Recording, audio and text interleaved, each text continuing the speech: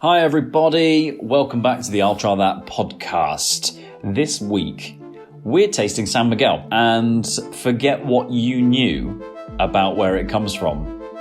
I know there's some expectations in there, we're going to find out a little bit more later on. But first, Christopher, hot topic time. Well, I dare say, thank you, Matthew. You're welcome, Squire. And I hope Joseph is okay as well. So only when he's been in trouble. So, me being and living and trying to associate myself with Australia as much as possible, there's a company called the Independent Brewers Association that I think do something the IDA. I think do something really cool for the independent brewers. They basically say you can put on your can as a sellable product, anything you sell, a independence logo to basically say we are truly independent. The idea behind this is that, I'm not sure if you're aware, but in Australia there's a huge craft beer push. There's tons of craft beer here, and it's kind of started in Victoria and New South Wales quite a lot. The Independent Brewers Association said, to be fair, a lot of big companies now sell their beer as craft beer. So saying being craft used to be linked with independence, but it's not the case anymore because a lot of these breweries have actually been taken over by the big companies sort of thing. So they wanted to acknowledge these smaller companies, they were independent and still selling independently. Now, you're going to ask me, how do they say that they're independent? So I would like to ask Joe and Barbs, how much of the percentage of the company has to be owned by an other company? Well, I'd say to be independent, surely the founders still own the business. And to have a majority sharehold in your own company, it's 51% is the bare minimum. So I just say if you need to own 51% of a business and then you're still classed as independent. Barbara, what do you think? So I was going to say, because I don't know how it works in Australia, but I was thinking if it's a public or a private limited company, I was assuming by UK standards, it would have to be a private limited company. And to be honest, your answer was so good, Joe. I don't want to disagree with that. But I was going to say maybe it would have to be like no more than 25% if the other shareholder was a brewery. Do you know what I mean? And maybe, but onto your point though, maybe it's that you are just the biggest shareholder out of the group of people who also own shares. So maybe it's like you could have a 25% stake if everyone else has a smaller stake underneath that. Before I actually give you that percentage, I also want to ask you, how many litres of alcohol do you think? There's actually a limit on how much litres of alcohol the company can produce as well. So this isn't just like an ownership question. This is also like a scale thing. So how much do you actually produce of it? And You're now, in millions, by the way, just to let you know. Okay, we're not in hectolitres then. In millions of We're litres. in millions, in litres. I'd say 100 million litres a year annually. Okay, interesting. Barbs? 250. Okay. So the Don't laugh. Independent Brewers Association has said, based in Australia, so aggregate beer sales are less than 40 million litres per calendar year, and also only 20% of your company can be owned externally. Oh, okay, so you actually have to have 80% of it. Well, that's a really high margins, actually. So they are really targeting this towards small, because of the percentage that you can get out there. The amount that you're putting out there, but also as well, the ownership side, they're on an early stage of their brewing life cycle, let's say. So they're basically talking about startups. Maybe they're in their early rounds of funding, let's say. Last year, 600 new independent brewers were introduced into Australia. They want to, by 2025, have 85% linked with them. And the idea is that you can put on your can, and it's like, do you know how you have on the back little seal, like little logo. And it's basically a beer. It's a beer that says proudly independent, essentially. So my question, I guess, to you guys is, do you think there is a trend at the moment of, because we've obviously gone through the whole, there's big macro breweries, we know, we've talked about them a lot in the past, like AB InBev and Co. And you've got then obviously the small entrepreneurs starting out and starting their own breweries. And we know for a fact that you can be a home brewer just by starting up and selling a couple of beers to, your mates down you get a pub to license you, and then that's enough. You can then be a brewer. It definitely feels like this independent stamp is angled towards those people who are just starting out or are staying. Maybe they've been around for a while, but they're staying at a small volume. 40 million is still a lot. 40 million litres is still a decent amount. It is. But do you think that that's is that a good thing that you want? If you saw this independent brewer on the stamp or seal on a brewery that you don't know, are you going to give that a go? When I see that, I'm like, oh, that's kind of, almost makes me want to support it.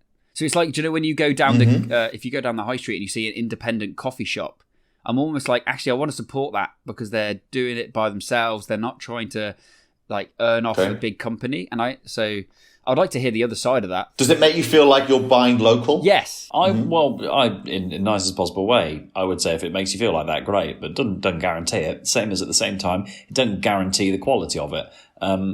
Hopefully you will get the suggestion of, you'll be able to find out if it's local, and you'll be able to find out if it's any good by word of mouth. To be honest, you heard it here first, folks. Hearing the information of what the independent brewery actually means is probably quite good instead of just looking at the label, So I think I've set you both up for this, and you've both nailed this in what I was hoping the roles you'd play. Simmo thinking, okay, buy local. It's about supporting the local community. Very valid, very core thing. But Barber then countering that with the fallacy of buying local. It doesn't guarantee quality. Just because you're buying local, why would you naturally assume that it's better than a product that you can get elsewhere? But the point being is that you're buying local for different reasons other than quality. If I see that tab, I would say that I'm quite cynical, and I would be like, no, it doesn't necessarily mean it's any good, but I would be interested to taste it because I think, well, it's a local, like it's something that's brewed here. It's something that, and I'm intrigued to try it. And I think the idea that because you have that link of, oh, I'm nearby, or it's a local, it's a small company trying its hardest, you'd be like, I'll give it a go. And that gives it a chance to spread out. I would actually like to know what's your view on it, like the idea of having a tag on your beer. Or seal. A seal. They call it a seal. Sorry, they call it a seal. The seal of approval. Seal of approval. Sorry.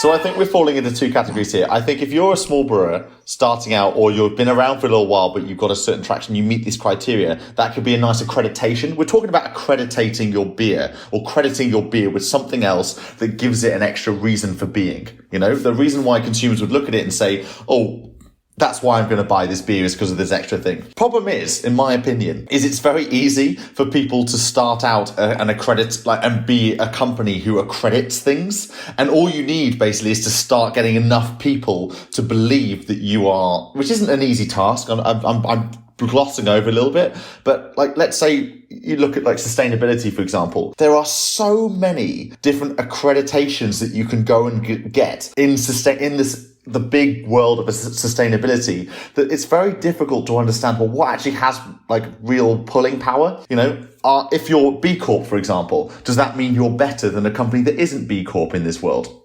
If you're, you don't test on animals in the product, in the beauty world, does that mean you're better than blah, blah? Arguably, a lot of people would say absolutely. But does that mean that it's better that you're carbon neutral or not? So I just feel like it's, there's all these different kind of things that you can be accredited for. Of course, when it comes to beer, there's plenty. We've got in the UK, you've got CAMRA, the campaign for real ale. You can be accredited by CAMRA, but, is that international? Probably not. So it seems like CAMRA is a version of the Australian independent brewers accreditation. Brewdog, surely, right, don't fall into the category. Absolutely because not. They make more than 40 million litres a year, which means they are proudly independent, and they don't need to tell anyone they are.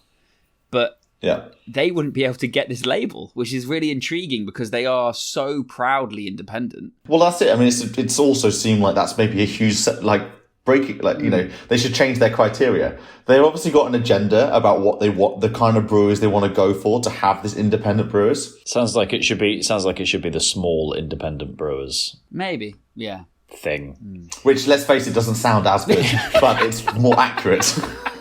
I was just thinking though, guys, can we before we move on to talking about whatever it is we're talking about, should we maybe start out we'll start one, and it will just be called the I'll try that thumbs up. But the thing is, what we'll have to do is we'll have to not give one out for ages until we actually become quite popular, and then we'll get it so all the breweries are like, oh, we want to be the first to get the I'll try that thumbs up.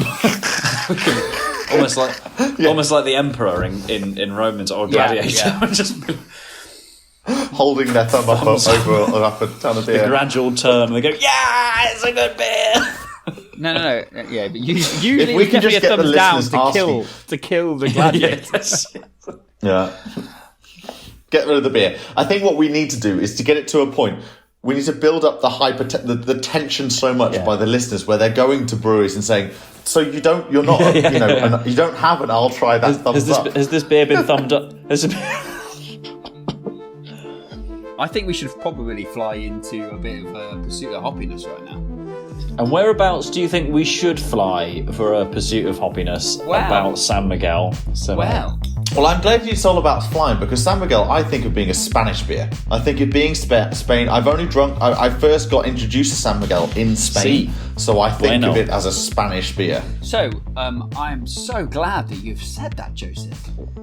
You've fallen into the trap.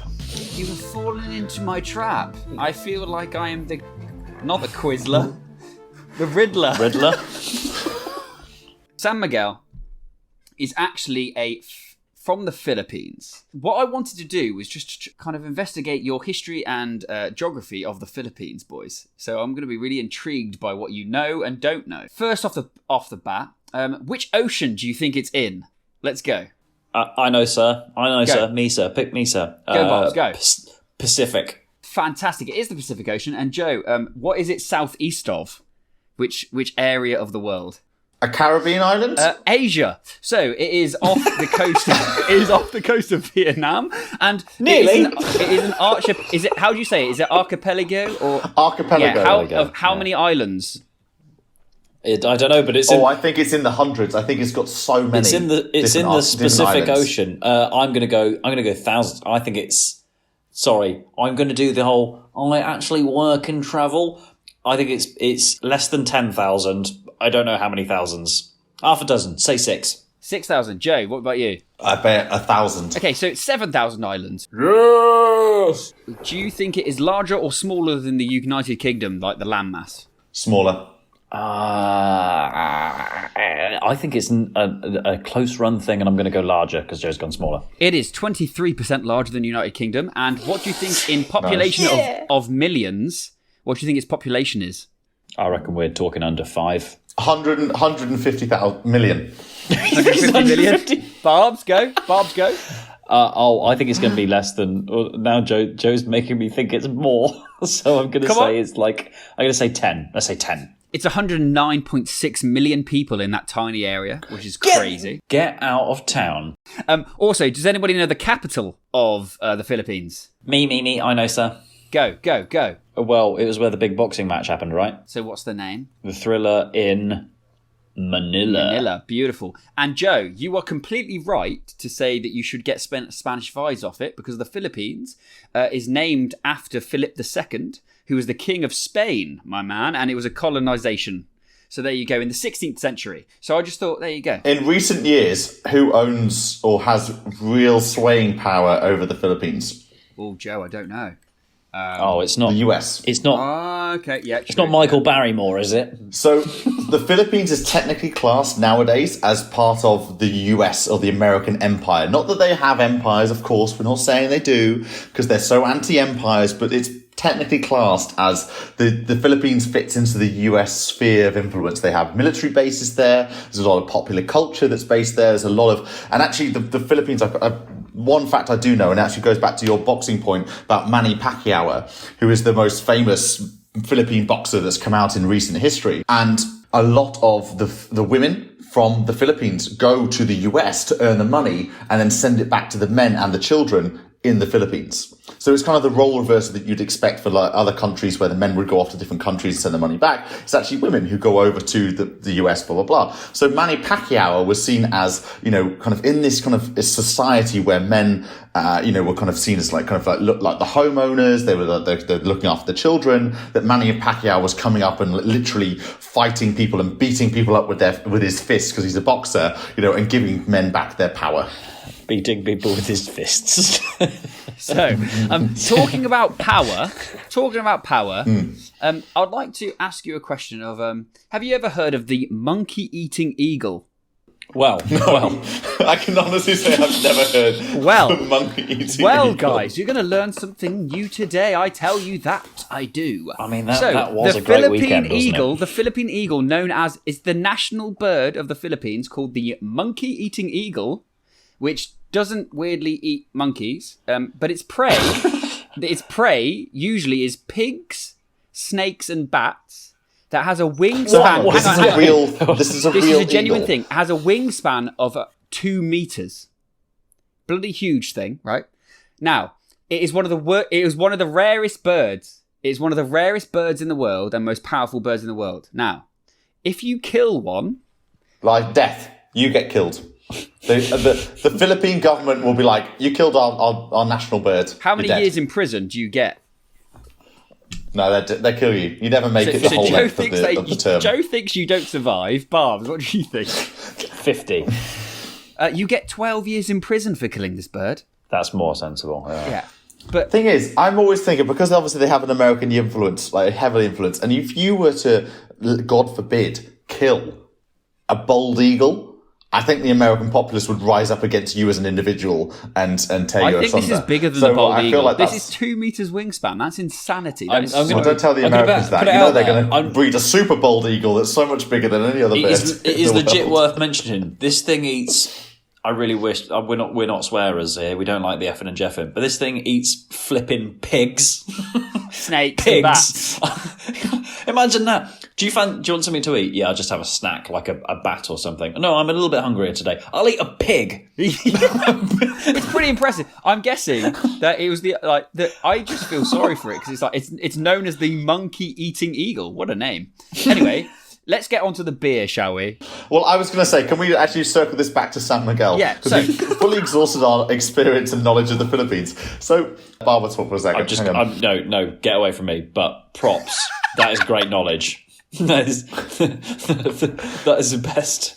It's not really linked to what we're here to talk about, but I very much enjoyed hearing about the non-monkey but pig-eating eagle. I don't understand how we got to that scenario, but I love it anyway. Right, let me just give you some fact fire key milestones of the San Miguel company, because we need to actually bring this back to the beer itself. So San Miguel started in 1890, La Fábrica de Cerveza de San Miguel. It was established on the Philippines. 1914, the first country that San Miguel was exported to. What country do you think that is? Vietnam. China. Correct, China. Oh. First country outside of the Philippines it was exported to. Which, in my mind, given I thought it was in the Caribbean, I thought it would be the US. But anyway, we digress. You're thinking of St. Vincent and the Grenadines, I believe, go. Joe, who also look at were. Me, I work for travel. Yeah. There's enough of that out of you. Pipe down. But also, St. Vincent and the Grenadines, I thought were a 1960s soul group. So go on, as you were saying. So in 1927... Careful snorting, you'll bring down the wrath of the eagle. The pig-eating eagle. So 1927, we're still talking 1927, San Miguel became the first Coca-Cola distributor outside of the US. I mean, that is a claim to fame right there and then. That is huge. They became the San Miguel Corporation in 1963. In the 1990s, they threw a 5-month party to celebrate becoming 100 years old. I mean, who else wouldn't want to celebrate for 5 months? Nice. The fact they became 100 years old. I mean, fair play. A bit of a nod to someone in that office when it's Coca-Cola. It's going to be big. That's brilliant. The brewery itself is the largest producer of beer in the Philippines, and they did a survey, and it was like 9 out of 10 people drink our booze, which is pretty cool. In the Philippines, they also received a royal grant from the Special King in 1963, which I thought was pretty cool. Who's the Special King? Did I say? I thought I said Spanish. Didn't I say Spanish? You said the Special King. Well, he might have been very special. I don't know. He was cool. I liked him anyway. It must be tough being the one person out of that 10 that doesn't drink the beer. Yeah. It's like, I don't know what everyone's talking about. I have no idea.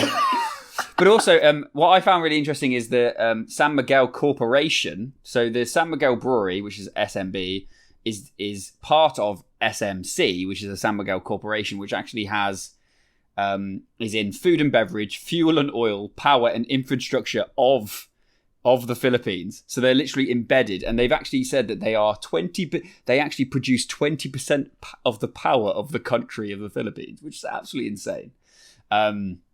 So the company that the brewery is part of is instrumentally part of the Philippines, and I just love that there's so much identity in this beer. I have to, it's beer after all. The beer is very much a European, kind of export to the world from yesteryear. San Miguel is actually based on a German brewmaster's recipe. So it's a Philippine through and through. It's always been produced in the Philippines to start off with from the 1890s, but the German brewmaster is the guy who created San Miguel in the Philippines. It is the beer melting pot, isn't it? Now I'm thinking about it. Who else in the local region? Now we're in that area has also got European influenced brewmasters, but making a local produced beer. I mean, you're thinking Singer, you're thinking Tiger Beer, you're thinking there's all these great breweries who are based in the kind of in the Southeast Asia Pacific area who are using European influences but making it with their own twist based on their specific local country. You look on the label, like there's the really clear, just lovely brown bottle. I don't know, I have a thing for brown bottles. And then you've got sort of green and gold, and then San Miguel is written in green, but the S and the M are in red. And you see there's almost like a watermark on the label. And I looked at that since 1890, but exploring the world. San Miguel's whole positioning in recent years has all been about how they are an international beer. And that sells. I mean, you can find San Miguel pretty much everywhere that you can think. I mean, actually, has someone got any stats about how many countries San Miguel's actually sold in? We'll look that up. We'll find that. You associate Spain with San Miguel with Spain, and Spain and the Philippines must almost be on opposite sides of the planet. Yeah, as Simmo said, there Philippines are an ex-colony of Spain. Yeah. But you're right in saying, actually, you noticed something about the brown bottle. Now, brown bottles and beer are synonymous. That is kind of the quintessential of a beer bottle is brown. It helps with the protection of the liquid inside because it stops light rays from affecting the beer as much when you've got a brown bottle over clear bottles, etc. Which is why we talked about Sol, not actually in the last episode, so this will come afterwards. Sol is sold in multi-packs because it protects the liquid on the inside because they're a transparent bottle. I didn't mention that in the last one, but anyway. Brown. Now you know, listeners. But also brown is also an old school beer colour.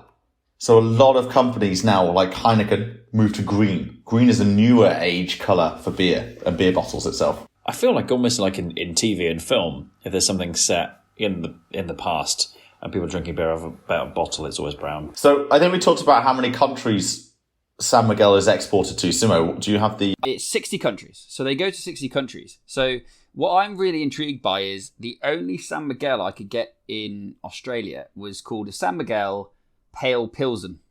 Okay? And the bottle that you've got is so different. Old school script, parchment script. Like medieval kind of script. And it's red, and I've got red and black and gold. And it matches with the logo, and I think this is a flag or a crest of some sort. That you don't have the crest. But it was about the same percentage, wasn't it? Because it was 5 as well, because this one's 5. Yeah, this is what I'm saying. So I looked on their website, and the beers that they have put on their website are the San Miguel Pilsen that I've got, the Old Malt Beer, the San Miguel Super Dry, the Cerveza Negra, the Red Horse Beer, San Mig Light, San Miguel Flavoured Beer, and the San Miguel Zero, Gold Eagle Beer, and the Kirin Ichiban, which sounds very abstract from them. But I haven't seen your one. I haven't seen your one on their website. Isn't this San Miguel Especial? Yes, I have the San Miguel Especial. So that must be a European version of the San Miguel. Yeah, I wasn't expecting, because you've got that, what I call the Modelo style bottle. That sort of like stubby one with a sort of kind of ribbed neck. It's like fatter. For your pleasure. It's kind of a bit, absolute, yeah. Absolute horror show. What would your wife say? She'd say yes. So I would actually say this reminds me of Tiger. It's a very full-bodied, very flavourful. It's not light. It's not light. Yeah, on the basis of we just went from Sol, this in comparison is flavoursome, I would say, bolder, maltier. I agree with you. I think even though it's a lager, it's a through and through lager. It's almost like it's. I don't know, like a brassy golden. Is that what I say? Like, Yeah, you know, no, I'm fair getting to that, say. yeah. You know, like this is not a light lager. This is a, close as you said, similar to a tiger. It's kind of a more full bodied. You've got a lot of flavour with this. It's actually quite sweet when you smell it, though. The aromas that you're getting there, so you're getting that malt sweetness, the yeasty sweetness coming through. But I'd say that you are getting a little bit of, I don't know, dare I say, a bit of honey with this lager, which is unusual for a lager, that it's got this kind of like maltiness, it's got this kind of like these aromas that are coming through with this kind of sweetness. So I'm getting a bit of honey out of this. I think I like San Miguel, and it's again, you guys, I mentioned in the podcast before about how suggestible I am. I sometimes like, and you know what, I used to be that sometimes after my Monday night football, we'd go to the pub, and a pub that we went to would have San Miguel on draft, and when you get a pint of it, it's that very aesthetically satisfying glass with the stem and like a wide bottom. That I really like their pint glasses, is pretty much what I was driving at.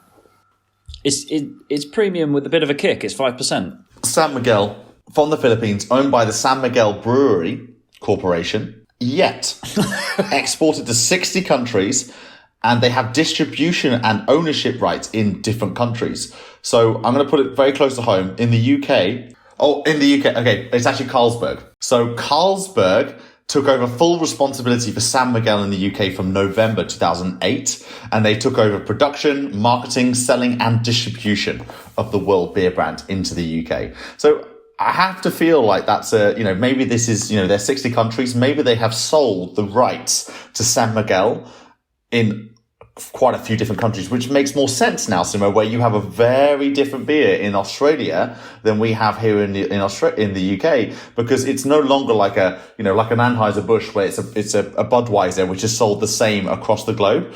Local countries, or countries, I should say, have different companies who have the full rights to do whatever they want to do with the San Miguel brand name. And they've probably researched the idea of what's more sellable and Especial, and they've adapted it to local markets. Yeah, so they've probably seen that this is going to sell better than the bottle I've You're got. absolutely right. In the UK, having these, this redesign with the big tall bottles down to the smaller bottles that Barber has as well.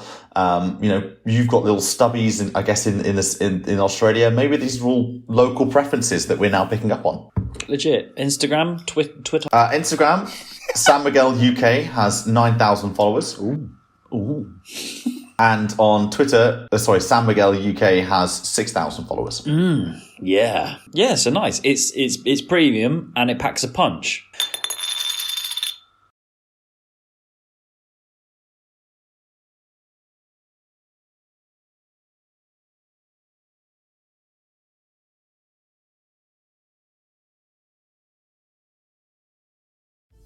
And that's all we have time for this week's episode of the I'll Try That podcast. And so from me, Joe, Rich, Barber, and Simmo, goodbye.